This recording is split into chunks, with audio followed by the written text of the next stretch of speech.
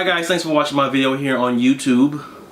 If you're watching, thank you. If you're watching this on my blog at www.deankantov.com, thanks for watching. I'm sitting here with my son, Dean Kantov Jr. Hi. And you can find his blog at, or his vlog. Is it vlog or video log? Vlog. Vlog. I actually know the answer to that. I'm just being funny. But you can find his vlog on YouTube at Dean Kantov Vlogs. So I wanted to put this video together because I had an opportunity to visit the DuSable Museum this weekend here in Chicago to be in attendance for the Obama Presidential Library panel discussion with Dr. Louise Bernard. She is the founding director of the Obama Library, which is currently in concept phase. And I've got some audio from the event that I really want to share with you guys, along with a blog post that's on my blog at www.deankantov.com, and to give you guys just an opportunity to really listen in on this very intriguing discussion on how this project with the Obama Library is coming to light. The panel discussion was about 45 minutes, but I got about 30 minutes of audio, and I stood up and I asked a really good question of Dr. Bernard because I was really intrigued and wondering how she got an opportunity to lead up such a momentous project of grand scale to erect and build a presidential library for the very first African American president, Barack Obama. Take a listen.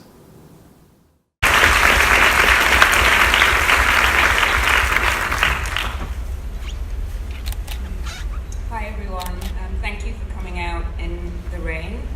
We appreciate it, and to join us today to have this conversation about the role, the importance of architecture, of placemaking, of design, and especially in the making of a museum, which I think many of us, myself included until very recently, didn't really think about how museums are made. How do they come to be? How are they shaped? Who plays the role in shaping them? And then how are those stories within the museum shared? And so these are questions that I'm really thinking about, working through. I'm the founding director of this museum, and so it's my charge, really my task, to have a vision for what this place can be. But at the same time, that work is not me alone, obviously. It's very much a collaborative endeavor. And so to engage with architects and artists in the making of this project is, I think, truly special. And so I just want to highlight how just kind of expansive the thinking can become when you draw upon the arts, when you think about the role of culture and the work of what it means to be a practitioner out in the field, and then drawing in those voices, the voices of people like Amanda and Andreas and Monica, to this work. So the making of a museum. I'm going to turn here, some of you may have seen already this very early model of the Obama Presidential Center. This is a model designed, the lead design architects, Todd Williams and Billy Chen of TWBTA based in New York. They were the architects most recently for the Logan Center on the University of Chicago's campus, again dedicated to the idea of the arts and placemaking and the role that the community also plays in terms of the arts. So Todd and Billy's work is very central. You can see that this is attached also to a very specific sense of a site, that there is a landscape here. It's a landscape that lives within Jackson Park with a connection to the lake. So we're really thinking about how this project is also one about revitalization, of really bringing a dominant cultural voice, but engaging with those communities around it. So it's very much a community project. You can see there that vertical building is the museum. I like to think of the museum as being, in many ways, kind of the physical manifestation of the work of the Obama Foundation, which is itself about civic engagement, about what it means to be a citizen. And so the museum, this vertical building, has a kind of iconic presence on the landscape. It's something that people will be drawn towards. We're using a metaphor of a vessel or a lantern that has kind of the presence of a beacon on the landscape. And even though, obviously, in terms of a museum, we have to be very thoughtful about the way in which light impacts the building, because we'll be preserving objects within. That the building itself, while it seems like a fairly weighty edifice, the materials will give a sense of lightness and translucency. And again, this metaphor of a beacon. Again, the importance drawing upon the larger conversation about architecture and design, one of placemaking. This is a diagram, again, that situates the museum and the other central buildings on the site that make up the campus or the center. And you can see that they appear here as 3 separate buildings. They're also connected on the lowest level of the Obama Presidential Center on what we call the garden level. So there's a connection there. But what we're really drawing upon is the idea of democratic space. So we see the museum, again, housing this kind of sense of knowledge and the sharing of knowledge. But it's attached to a forum, which is where many of the programs will take place, these kind of hands-on activities. It's the space where one may find the auditorium, a test kitchen, a recording studio, a broadcast studio, other multi-purpose kinds of spaces where visitors and local residents will be able to come together and to participate in these hands-on programs that speak to civic engagement and what it means to be a citizen. And then you'll see that sense of a plaza, again, another understanding of democratic space where people come together. It's a welcoming space, it's a space of convening, it's a space where we might find, for example, commissioned public art, the way in which people like to engage with the physical presence of art on a campus, on a landscape such as this. And then you'll see that third space, which is potentially a library. Again, thinking about amenities that will be meaningful to local residents. I think a library would be one. Again, we're also unpacking what a presidential library means and thinking about how we can best engage the public. And again, we often think about the role of libraries in a world that is changing very rapidly, and technology places a heightened emphasis on the digital and on digitization. And while the papers, the Obama presidential papers, will themselves be digitized and therefore very widely available to people around the world from the comfort of their own homes, I think it's important that we don't forget the presence of the book itself and the importance of reading and engaging around physical objects, which is also very much the work of the museum. So we're trying to find a balance between the two, recognizing that we're very much a museum of the present and of the future, but also the importance of knowledge and knowledge sharing in its most material sense. This gives you an idea of the visitor flow and connections. Again, you can see the museum is a vertical building. Most presidential libraries and museums tend to be on a horizontal plane, they're on one floor. But again, we're really thinking about this metaphor of movement, of a journey from the grassroots, from idea of individual agency, moving up through this history to a point of collective action. And there will be the opportunity at the very top of the museum building. There's a space that we're currently calling the Sky Room. And this is where visitors and everyday residents of the local community will be able to come together to have access to this remarkable view of the city and of the surrounding landscape. So it will really be something special, I think, on the south side that many people wouldn't normally have access to. You can see in the bars there on the museum diagram, the sections that are colored kind of teal blue. Those are the main museum sections of the narrative. And again, we're thinking through the importance of the 8 years of the Obama administration, but also the years that came before and the years that will come after. And so it's really about a much more holistic sense of that history.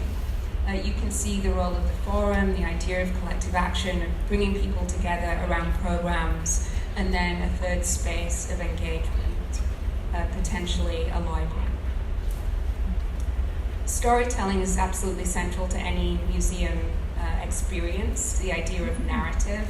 But again, as you'll find at many presidential libraries and museums, the emphasis is on that president, the model of the great man. It's this singular narrative. And while the narrative of President Obama is certainly phenomenal in many ways, it's deeply rooted in history.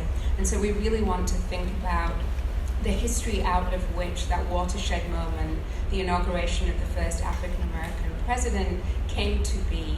And that history is rooted in the history of the civil rights movement. It's rooted in the history of progressive movements such as women's movement, gay rights, environmentalism. But it's also rooted in relationship to those counter-narratives that worked very decisively against the president and that we have seen come to the fore certainly today. So again, those deeply rooted histories of nativism, of racism, of white supremacy, all have to be accounted for to really make sense of the world in which we live.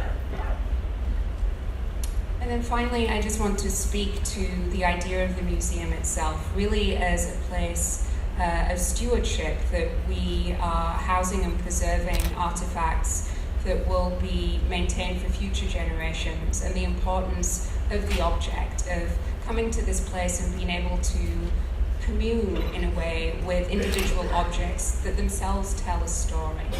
And so I think it's important for us to all be reminded of the power of those objects. And I know that there has been questions as to whether, well, if the materials, the paper documents are being digitized, what would live in the museum? Would these just be computer terminals and you come and search for information on the digitized documents? But no, that this will be a space in which artifacts do a lot of work. You can see the range here from President Obama's signing pen, for example, or ephemera that was connected to the campaign of 2008. You can see the importance of textiles, the First Lady's dresses, which tell us not only about her own sense of style and dignity, but about a sense of sartorial diplomacy and what Black style actually signifies to a broader world.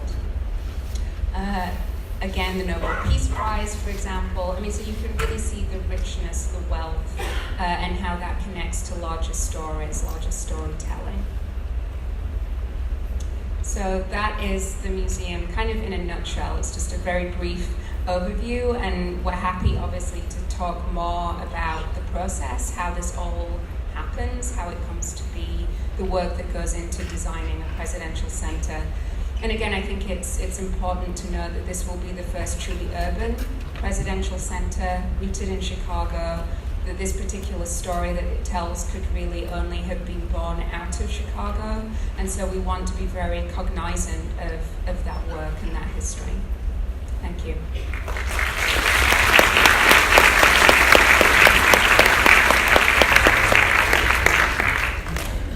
So I think that puts us in a great space to really start to begin to understand sort of some of the subtleties and particulars, which is something we just genuinely haven't had a lot of exposure to yet. So I'm wondering, and Louise, maybe you start a little bit with that, to just maybe dig ever so slightly deeper about sort of process in the global sense. Like if you could talk just maybe a teeny bit more about the team and the way we're moving forward.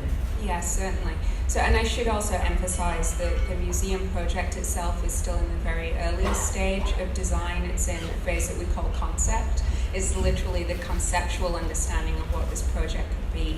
And it's the point at which the exhibition designers really think about what they call interpretive planning. They think about the narrative framework that will shape the project and the visitor experience.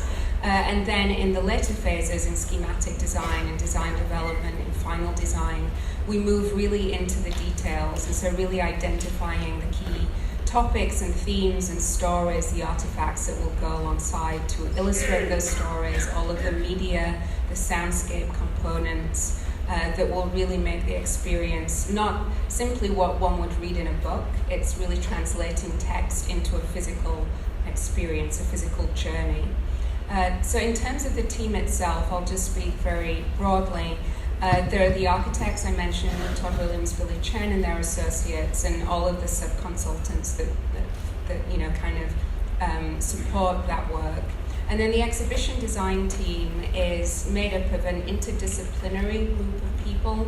So there are architects, who are 3D designers, there are 2D designers, graphic designers, there are content developers who are really working with the narrative and understanding how best to shape it. And in terms of that particular group, then we're working most importantly with the Chicago Collaborative team, Amanda and Andreas being representative, along with Monica, with Norma Teague, with Jen Park, with Anata Groh, and also with some digital consultants in New York, Hans Newberg, Shireen Kazim. So really thinking very broadly about interdisciplinary practice and drawing upon these voices to shape a visitor experience that will be fully accessible and expansive in its thinking. So that's kind of the general sense of the team and the work that's been done. Again, Amanda and Andreas have been present in the concept phase, but their work will really come to the fore in the later phases in schematic design and design development once that kind of conceptual framework is in place. So I think that puts it as a great point to sort of pull a little broad. So we've talked a lot within the team. We've talked globally about kind of not just the support and advantages and needs for an interdisciplinary team, but also maybe asking all three of you, but primarily Amanda and Andreas, about just how you see that role maybe a little bit kind of moving forward. I know the community has had a lot of questions about just all of us generally, and Louise has given us a really good deep background on that. So just maybe if you could touch on that a little bit more. Your turn.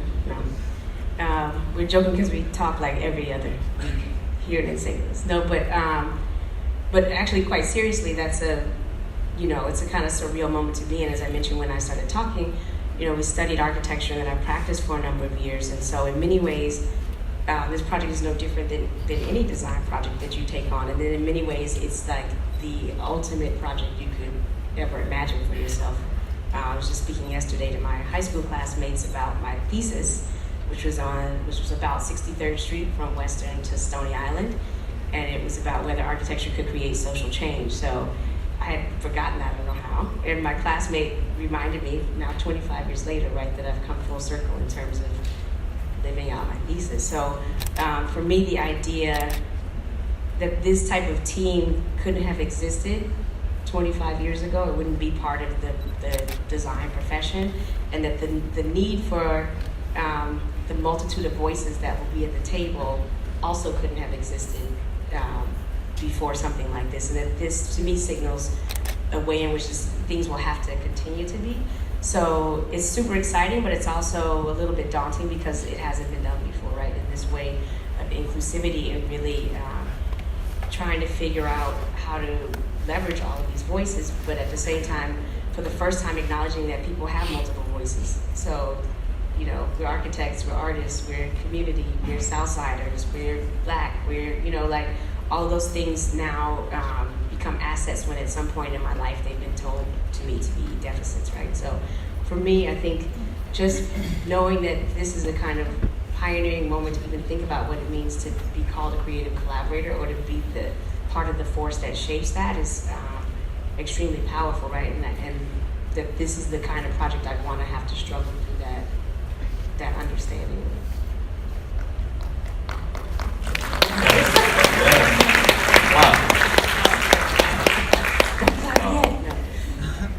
You're dropping jewels up here. I like that. All right. Well, first I just want to say I'm sitting in between three really fierce and intelligent entrepreneurs. Being real.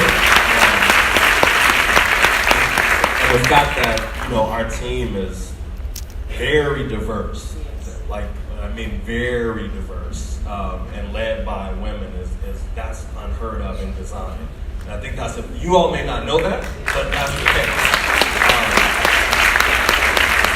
And I don't take that lightly. And I don't think any of us should. This is we would talk about having a super team when we were in undergrad. Like when we get out, we're gonna get everybody. We're gonna have this and that. And it's like it never happens that way, but it happened with this project, and that's exciting. So it happened because of the Obama Presidential Center. But what I'm excited about is what will our work do beyond the center, right? In terms of this collaboration, in terms of who we work with outside the community, to kind of push our presence in designing and redesigning our world in the ways that benefit us, right? So that's what I'm excited about. To answer Monica's question exactly, in our role as creative collaborators, we're also, and part of our work is actually working with community, right? It's this idea of helping to lead dialogue and charrettes and conversations around, things that could be in the exhibition design for the Obama Presidential Center. And so, given the diversity of our experiences, us as Chicagoans as well, and our design experience, right? Yes. We're artists and designers across the whole team. I think for us, we're really excited about this next number of phases beyond the conceptual design phase in terms of gathering input from community around the project.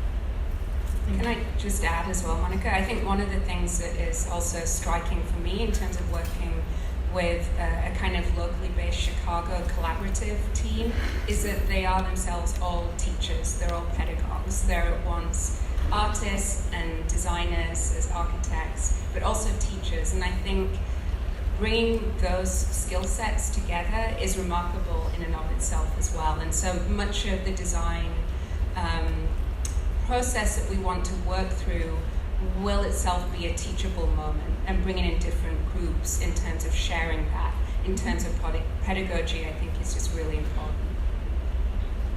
And I think we're obviously all very excited about it. The other thing I wanted to do is actually keep some of our questions a little bit short to allow some time to take some questions from the audience. We've heard about citizenship, we've heard about stewardship, we've heard about rootedness, and it would be really nice. We have a couple of mics available to take a few questions before we end the panel. Just lift your hand and we'll pass the mic to you.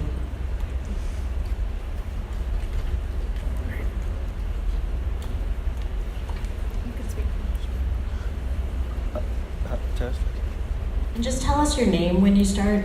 We'd like to hear who you are. I'll stand up. Okay. Hi, my name is Ifoma Kembe. I am an artist, filmmaker, and dance teacher here in the city of Chicago. And I'm very excited to hear what the plans are for this presidential center. During the summer, I worked with Ben Caldwell and University of Chicago, sort of reimagining what the South Side would be, and we came up with a lot of ideas. And we uploaded a film called Sankofa City on Vimeo through a Carl Bauman.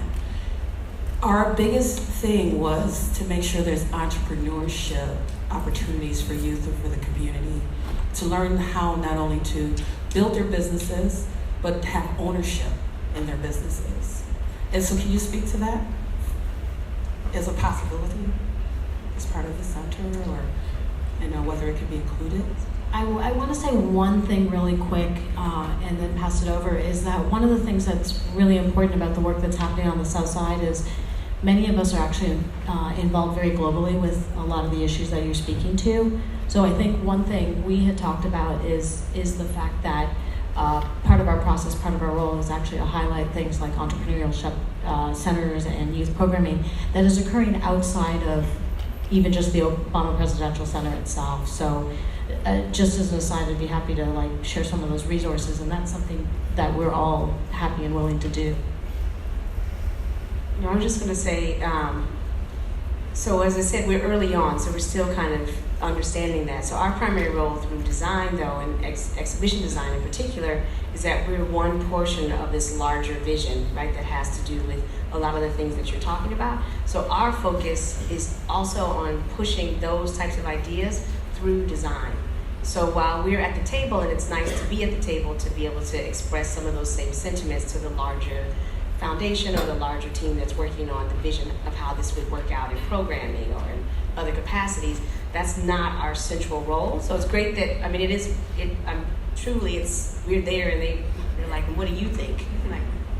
But we are really committed to that kind of thought process through design, right? So while it's not lost on me that we need very practical kinds of understandings about things related to entrepreneurship, but they searched far and wide and there was like a handful of us, right? That should not be the case. So how do we make sure we use this as an opportunity to live the message in real time, right? So I don't know how we'll do that, but that's what we talk about every day in terms of our role on this team, even though it's very specific to what's going to be a hugely important part of the process. How do we use our lens to push that message? And then, you know, as we said, we're community members and artists too, so we're at these meetings. We probably missed out. You know, we're here and there. We're dragging my mother places. Like we're in these things as well. So they don't have to be mutually exclusive.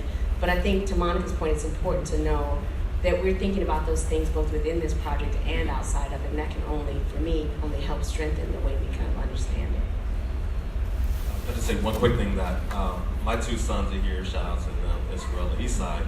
But I think it's important that I appreciate your comment. I think for me, as someone who's been a youth worker over the last 20 years, I think it's important to have young people in places like this, right, to understand the process. And so I encourage you all to do that. Bring young people to these conversations to help them see process, to help them be engaged in the process, because that youth voice is really critical in the future. And the present, actually. So sorry. Test, this is on? Okay, thank you. Hi, my name is Dean, I'm a blogger. Dr. Bernard, I have a question for you. Maybe you can take us back. How did you get selected to head up such a monumentous effort like this? Like, help us understand, like, what is how do you become a director of such a large project like this, one?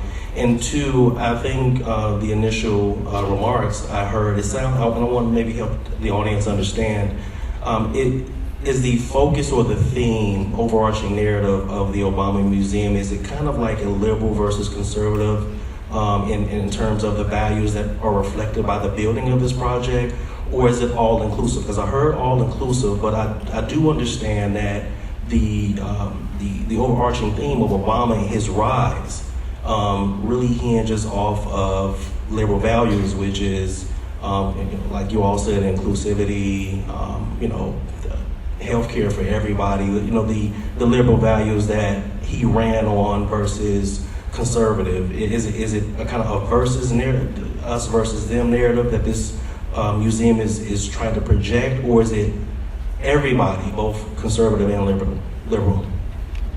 Thank you for your question. In terms of how I arrived at this particular position, I think there were cosmic forces in play completely beyond my control, is how I feel. But I would say that I think the goal was to have someone in this position who had an interdisciplinary background.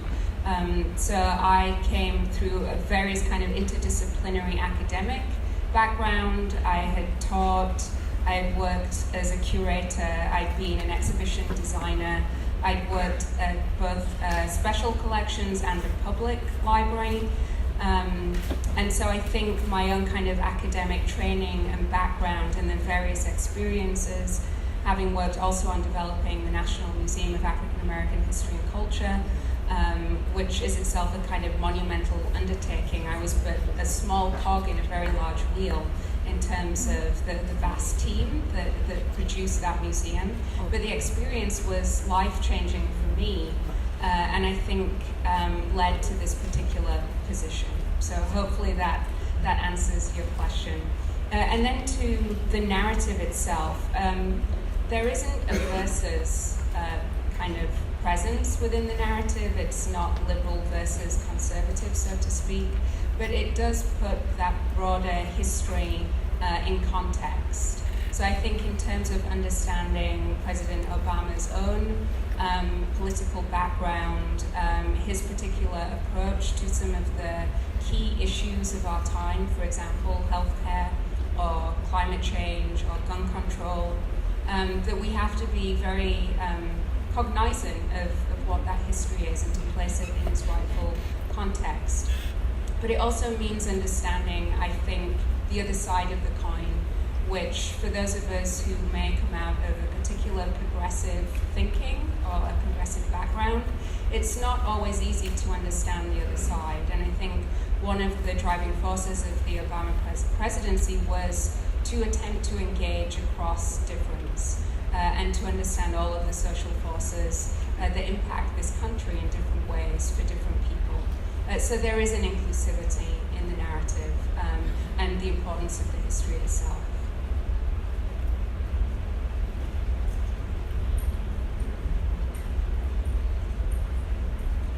So my question is in regards to creative content, and my question is, will there be room for creative content in the Presidential Center, like perhaps 3D, holographic, interactive images guided by the President and maybe Mrs. Obama on their historical time in the White House? I don't know. That's a great question. Excellent question. We don't know what we're allowed to.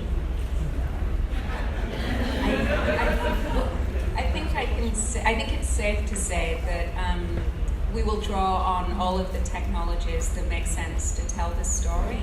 And again, I think one of the takeaways for me from the National Museum of African American History and Culture is that people really just want to know the history.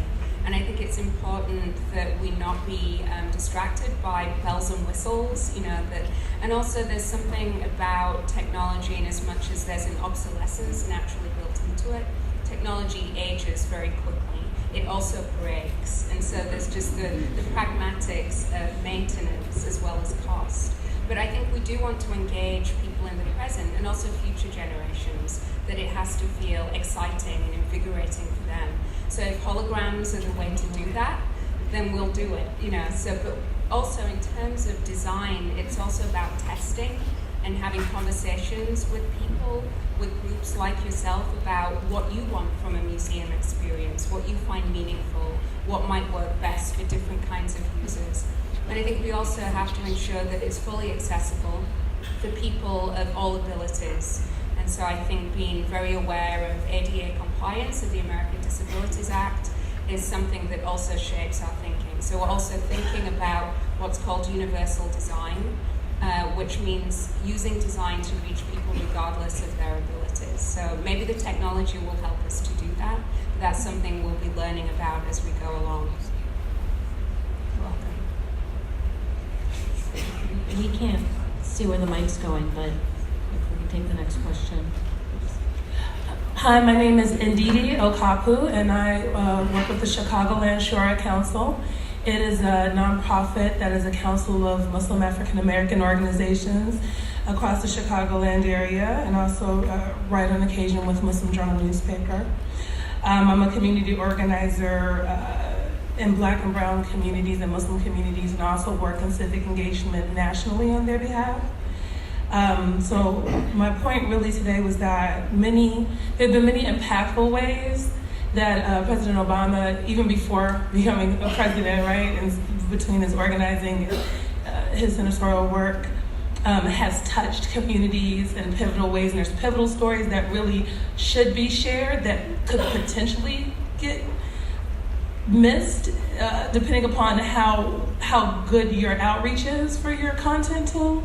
So my question is, what ways can qualified individuals potentially get involved or join the content team? And the second question is, are there going to be opportunities for community, on the ground grassroots community people to contribute their stories and of impact? And lastly, the date. I know it's conceptual, but what's an approximate date? So.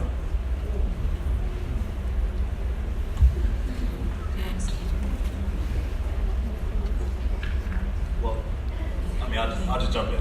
So thank you for the question. I'll just work backwards, right? So my understanding is that the groundbreaking is scheduled for late fall, and that the idea is that the President's Center will be open sometime in 2021. I think I got that right.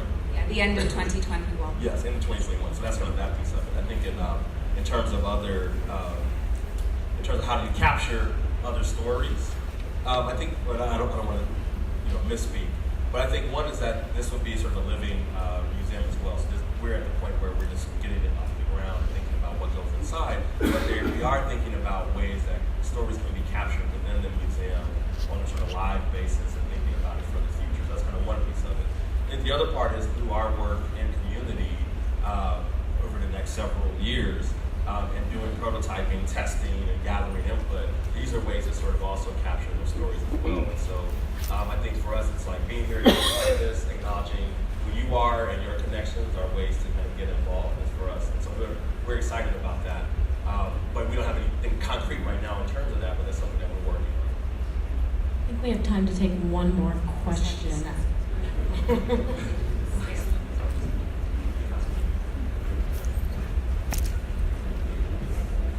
Hello. Hi, my name is Barbara Giles. I'm CEO of Envisioning BGT, and this is a loaded question for you guys.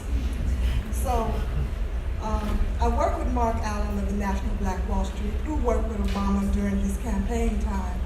And I want to know how it outreaches back to the community, how it outreaches back to the kids. I want to know if you'll have a design culturing for the children, for arts.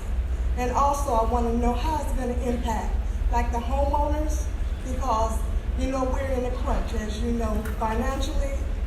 They're not draining the swamp, they're draining us, the homeowners. So how's it going to affect the homeowners during this time? So I want to know how it's going to help with the children, want to know how it's going to affect the finances, and how it's going to reach back into the community for the entrepreneurs.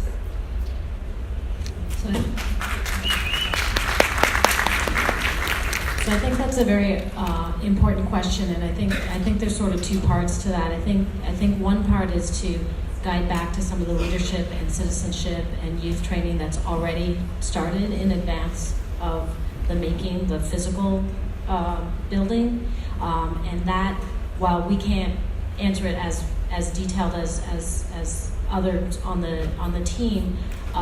I encourage you all to look at some of the youth leadership and programming and things that are already occurring, and a lot of that is very clear and open on the website. And then I think in terms of sort of design and role and stuff, I don't know if any of you want to sort of chime in, but yes, I mean it's going to be important. I think that's why we're local, we're here, we're part of the process, is that to foster and show that there are opportunities, maybe in untraditional careers or in ways that people haven't necessarily thought of before. So the sheer fact of potential, like I appreciate the comment about the number of women and diversity on the team, because that is just something we haven't seen a lot of, and I think it's very representative of the mission. So, and to the point I made earlier, this is what I'm doing the rest of my life. So this project ends 2021. I'm still doing this the rest of my life, right? There's 400 Black women licensed architects in the country. That's horrible. That is horrible, right? That's great, but that's horrible. That's my life's work, right? Like that is my responsibility. So that's something that will happen, and hopefully you can hear from our voices that those voices are not, they're not lulled at the table, right? So we are voicing these concerns. We are individuals, but we're also part of a collaborative that's trying to move a vision forward. So the things that you're talking about are the things that you can see from the work that I do, that I'm thinking of every day. So they happen inside of this project, they happen outside of this project, right? That doesn't stop. The magnitude of the impact, I want the best, right? But I can't wave a magic wand and predict that, but I can say that that's happening, all the time, right? And so there's a way in which, as Louise said, we're in the first phase, right? But that these are already things that have been voiced and brought to the table and are actively thought, as I've said before, especially with us, through the design, right? So there should be no reason why the technologies that we are exposed to in terms of what the team is thinking about, or the things that we're learning and understanding firsthand for the first time after 40 years of thinking about design and learning about exhibition design, if Eastside doesn't know what that is in 5 years, then I failed, right? So this is something that's ongoing. It's not a kind of like action item and then we check it off, right? It's like super complicated, but those conversations are being had. So we look forward to continuing those, right? That the ideas that we want to figure out ways to integrate that, as I said, in every capacity. Our wheelhouse is design, so we are harassing any and everyone who will listen about that as a medium for getting those same kinds of conversations going.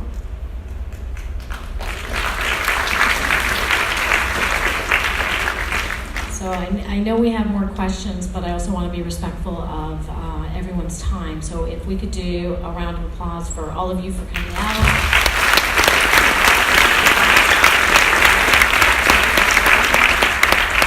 And to our panelists, I just want to say thank you so much.